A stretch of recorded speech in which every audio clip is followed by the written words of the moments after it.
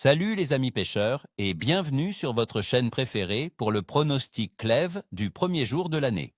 Aujourd'hui, on plonge dans les conditions de pêche en Belgique pour ce jeudi, le 1er janvier 2026. Accrochez-vous, car cette journée, même si elle s'annonce hivernale, pourrait nous réserver de belles surprises pour ceux qui savent lire l'eau et le ciel. Un petit secret que je vais vous dévoiler. Malgré le froid, la patience et une bonne compréhension du comportement des poissons en cette période peuvent transformer une journée apparemment morose en une session mémorable. La météo capricieuse va jouer un rôle clé, mais nous, les pêcheurs, on ne recule devant rien. Passons maintenant aux stratégies pour nos amis à écailles.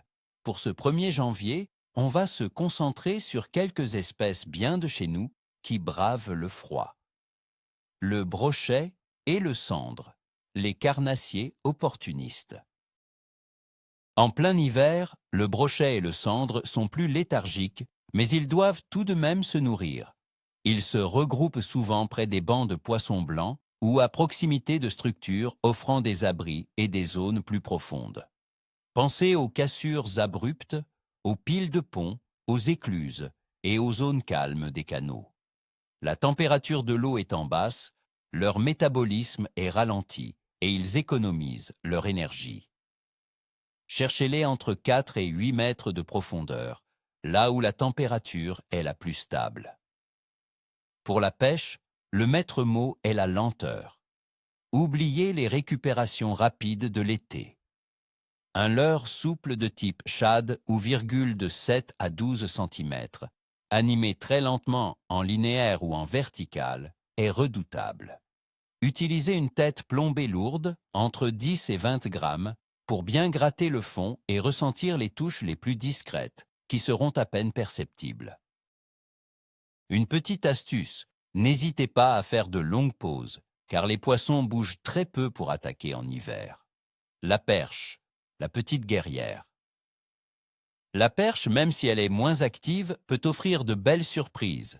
Elle se tient souvent en bancs si compacts, non loin des concentrations de poissons fourrage.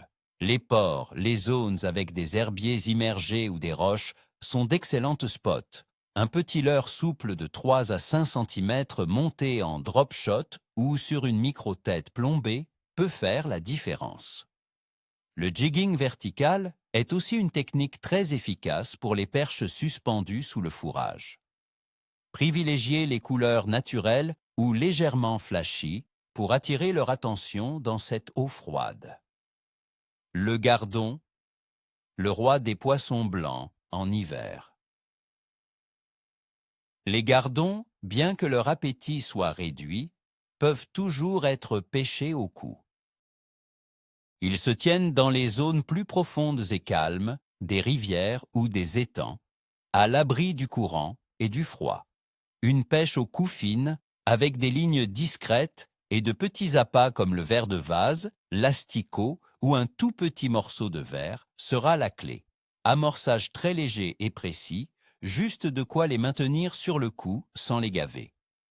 Le feeder léger est aussi une excellente option, avec des éches fines. La patience sera votre meilleur allié pour ces poissons très méfiants en hiver. Analyse des conditions. Pourquoi ça mordra ou pas? La météo. Pour ce 1er janvier 2026, la Belgique nous offre un temps hivernal typique. Les températures de l'air oscilleront entre 2 et 3 degrés Celsius en journée, et la nuit, nous aurons des températures similaires. Attendez-vous à de la pluie légère pendant la journée et un mélange de pluie et de neige la nuit. La probabilité de neige est de 20% le jour et 25% la nuit, avec une humidité moyenne d'environ 86%. Le vent sera modéré, d'orientation variable. Ces conditions, avec des précipitations et des températures basses, indiquent une pression atmosphérique probablement instable, ce qui rend le poisson plus difficile à décider. Le froid ralentit l'activité générale. La température de l'eau. Dans nos rivières, comme la Meuse ou la Guer, la température moyenne de l'eau se situe autour de 4 à 4,5 degrés Celsius, avec des minima à 2 degrés et des maxima à 7 degrés. En mer du Nord, la température est un peu plus douce, autour de 7,2 à 7,4 degrés Celsius. Une eau si froide signifie un métabolisme des poissons très ralenti. Ils ne chercheront pas activement la nourriture et chaque déplacement leur coûte beaucoup d'énergie. Il faut donc leur présenter l'appât directement sous le nez et sans effort de leur part. La phase de la Lune. Ce 1er janvier, nous serons en phase de lune gibbeuse croissante avec une illumination impressionnante de 95%.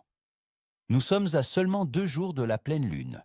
Dans les croyances populaires, la période juste avant la pleine lune peut être associée à une activité accrue ou, au contraire, à des poissons plus méfiants et actifs la nuit. Pour les carnassiers en hiver, l'approche de la pleine lune peut parfois stimuler une brève période d'alimentation.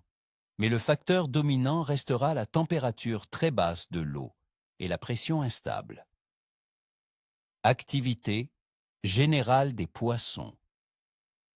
L'activité générale du poisson sera moyenne, mais très capricieuse. Les carnassiers comme le brochet, le cendre et la perche seront présents dans les zones profondes et abritées, mais leurs périodes d'alimentation seront courtes et opportunistes. Les poissons blancs seront concentrés et réagiront aux présentations les plus fines et naturelles.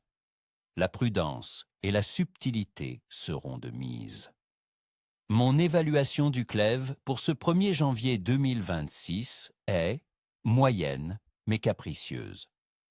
Le froid, la pluie et la neige annoncée, combinés à une probable instabilité de pression, vont rendre la pêche technique.